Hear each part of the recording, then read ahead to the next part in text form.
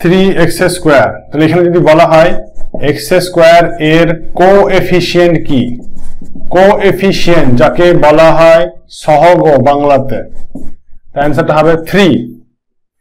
তাহলে এর সঙ্গে এই অ্যালজেব্রিক পার্টের সঙ্গে যে কনস্ট্যান্ট পার্টটা থাকে এগুলো বলা হয় কনস্ট্যান্ট পার্ট, কনস্ট্যান্ট বা বাংলাতে বলা হয় ধ্রুবক, যাকে পরিবর্তন করা যায়, কারণ 3 এর মান সবসময় 3ই থাকবে।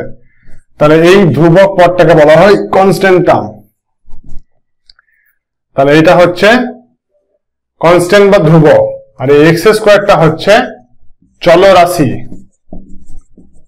যাকে বলা হয় ভেরিয়েবল। তাহলে এখানে আমরা 8 জিনিস শিখলাম, সহগটা শিখলাম, ভেরিয়েবল শিখলাম, ধ্রুবক শিখলাম। আমি একটা অঙ্ক দিচ্ছি, 5x স্কয়ার y। তাহলে এখানে কোএফিসিয়েন্ট কোনটা, নিউমেরিক্যাল কোএফিসিয়েন্ট যদি বলা হয় বাংলাতে বলা হবে সংখ্যামূলক, সংখ্যামূলক সহগ। সেটা হবে কোনটা, 5 অনলি, কারণ ওয়াইটা না, ওয়াইটা সংখ্যামূলক নয়। যদি বলা হয় শুধু, এটা লিখে নাও সবাই, যদি বলা হয় শুধু কোএফিসিয়েন্ট তাহলে হবে 5y।